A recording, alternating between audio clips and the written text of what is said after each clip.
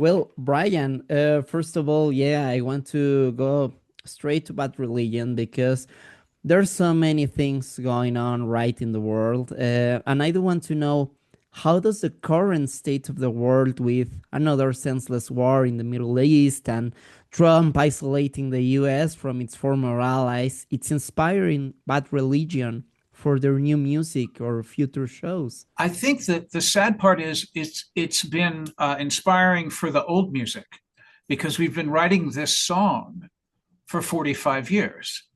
And I think it's we do have an opportunity now that I think that fascism is closer to home than it's ever been for Americans.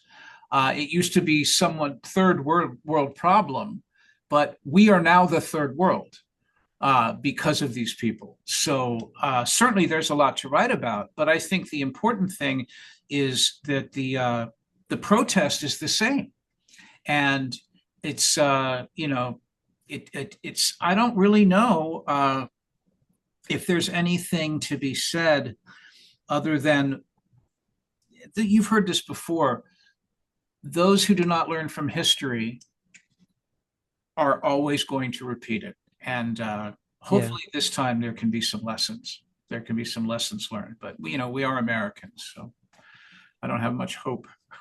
Well, let alone be Americans, we are humans and don't seem to learn that. Yeah, it's so strange that it seems weird that I as sort of a senior punk rocker, could so easily find out that people are the same all over the world by just simply traveling, and that human problems are the same. And it just seems that the biggest problems, at least in my country, are people who have never left, who have no experience in the world. And, they sort of dehumanize people because they don't have any experience. And it's like, oh my God, if you only realized how unimportant the US is on the whole globe. Like it's one piece. It's not everything. It seems simple to me and you, but not the guy in Minnesota. He doesn't know. Yeah, that's a very sad thing because I mean, it's impossible for the most of the people to travel all around the world, but they can get closer to the world if they open their eyes to read Exactly. something different, watch different films, TV shows, everything. Exactly. And I think that's what I mean is traveling, it, opening your mind to new experience, not necessarily the physical airplane part of it, Mhm. but the chance to see that how culture has developed, outside of your small bubble. I mean, Absolutely.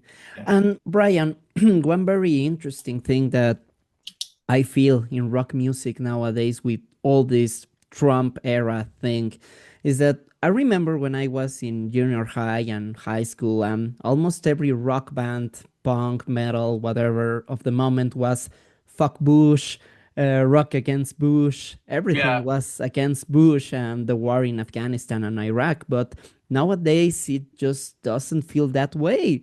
The rock scene even feels very divided, very split up. And why do you think that is happening? Well, there's still a lot of fuck Trump at a grassroots level, and there's still a lot of hyper aggressive, politically charged bands, but they are not mainstream. Mhm. And when you have a band like Bad Religion, um, I think we've written an entire albums. We wrote a fuck Trump album in Yeah, 2019 called each Age of of our Unreason. reason. It's just that college professors, they tend to synthesize the words in a little less obvious way. Uh, I think the ethic is still there, but make no mistake that the underground is still incredibly powerful and hostile to this kind of thing. So don't lose hope. That's the best I can hear. Don't lose hope. Yeah, I feel like in the mainstream I have already lost it because in the early 2000s we were all saturated by those things. Yeah, I don't know. Also, what is mainstream anymore? It's hard to. I think that there's when in especially times of crisis, I think a lot of people just shut down and Mhm. they want to hear something that is not confrontational and not, I mean, when you look at popular music now compared to just 10 years ago, whatever is popular now, like it's way out of my understanding. It all has this, there's a very computer, very similar kind of background. It seems like it's music for people who don't like music, and that Mm. becomes the most popular. And maybe that's just a sign of people needing an escape in a different way. But me as a musician, it has no value to me because, you know, I'm a protest musician. I mean, I'm, you know, I can't change this now. This is my core. It is who I am. So, you know, maybe maybe the pop charts are not for me. That's it's very interesting that you just mentioned that because my next question is about that, and I do want to know it because during the 90s, punk rock music was in the pop charts, yeah, right? With you guys, Bad Religion, bands like Green Day, Rancid, they were all over the place and they were really popular. But it Yeah. seems like punk nowadays, it just doesn't reach out many people as it used to.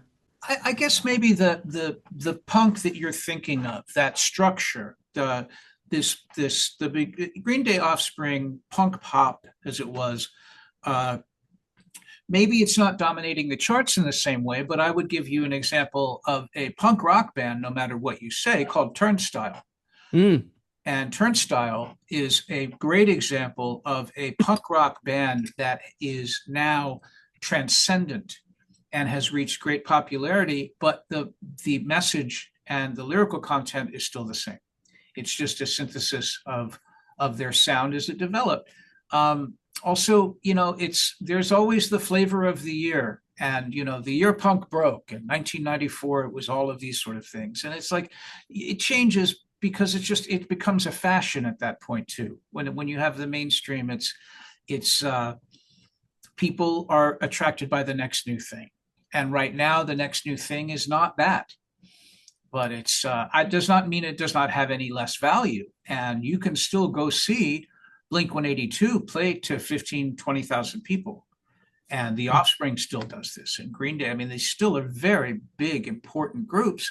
It's just maybe not in the news the same way, but it still affects the people that if your band is Green Day, it is Green Day for life.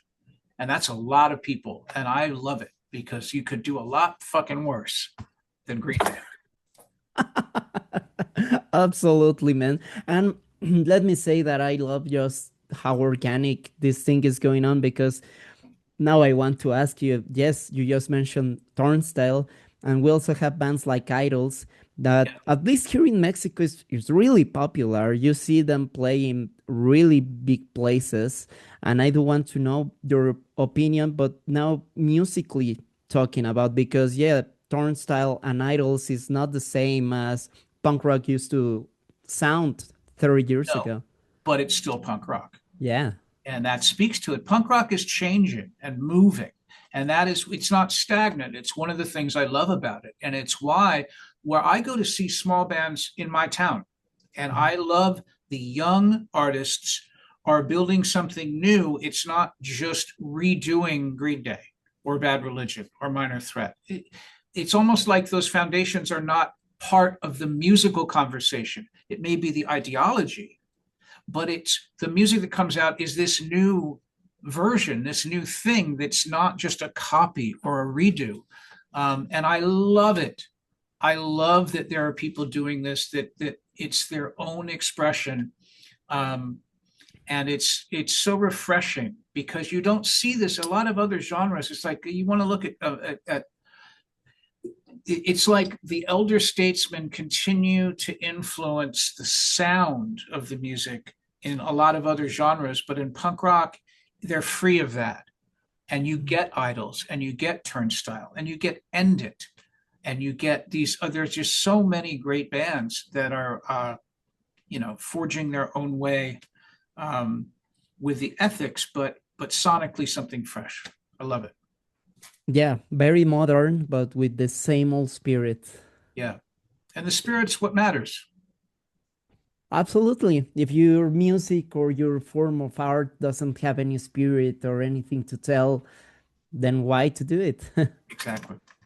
Well, Brian, we have talked a lot about present, but I want to have my chance of talking to you to listen from punk rock history, and especially now from Minor Threat, because well, you were there, and I do want to know more about the whole idea of straight edge coming from your lyrics and then becoming some sort of movement for many people.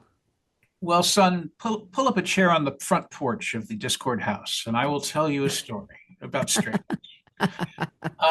I think it is an accident, of course. There was a Minor Threat song called "Straight Edge" that talked about just not being wasted, and we, as a band, we didn't drink or do drugs, but it was not a movement. It was we were young, and we were more interested in punk rock. We were more interested in art. I came from a time in America, especially that we're coming out of the 70s, and the punk rock, our American hardcore music was a rebellion against this sort of drugged out, hungover from hippie times music scene. And so it's not that we were, you know, uh, flying this flag of straight edge. It was just, we just happened to be guys who would rather drink Coca-Cola, than Budweiser. And then as time passed and after Minor Threat broke up, it was a few years after that this sort of straight edge movement began with other punk bands, where it became more of a militant statement, which we really had nothing to do with. Mhm. And, I mean, again, I think it's probably hard to argue that it's better to be sober than, strung out on heroin. I mean, I will say I'd probably go with sober myself, but it was Absolutely. never it was never intended to be a judgment or an exclusive club. And that's the downside of what straight edge became, is it became this dividing line. And Mhm. that is not what punk rock was about. Punk rock is supposed to erase those lines. And when Minor Threat played shows, I mean, our roadies were drunk. Half the room was wasted. Like the drummer smoked pot. Like it wasn't about that. It wasn't about, some kind of dividing line. But all this time passes and people just read what they know from history. But from being there, it was never. It was just one small element of our little hometown scene. Your roadies didn't take seriously the lyrics of "Don't drink, don't smoke, don't fuck." Well, I'm not going to say. Maybe I overstated. Let's just say that we didn't. Our friends were not all straight edge. I don't. Yeah. It's not. We didn't have a bunch of drunk roadies. I mean, we just didn't. Like it wasn't. It just wasn't what you think about history, and it was just like it wasn't a discussion. It didn't really matter. I don't know how to describe it. Like we just weren't judgmental, and the important thing is that everybody was punk. You've got a punk scene where there's only 100 people. It's like you can't just you take everyone you can get. Like that's all your problem. Bring your problems. Come on. It's us against the world, man. Awesome. And this is from the ideology part of what Minor Threat represented, but you as a guitar player, how does it feel that the Minor Threat only lasted for a few years, but its impact, it was a huge legacy, not only in punk rock, but also in extreme metal, for Yeah. example. Extreme musicians took what you did on those few years and took it to another level. How was it for you as an artist? Well, I mean, it's amazing, and I'm so grateful that it had this power. I think part of it is because it only lasted for such a short time, that it was this quick moment, and the band broke up before we could make bad records, so everything is pretty much good, and we didn't have reunion tours and back at it. And now look, now we're too old to do this, but we're going to do it anyway. This sort of, um, mind you, there's nothing wrong with being an old musician. I am one, but the fact that Minor Threat, it was just this crystallized time. I think that added to why it was motivating for a lot of people. It's sort of an unfair advantage because you never got to see it decay. You just saw it in that particular moment, and I think that's fantastic. I think it's great, and I'm very proud of it. But also, it's pretty overwhelming that we were not trying.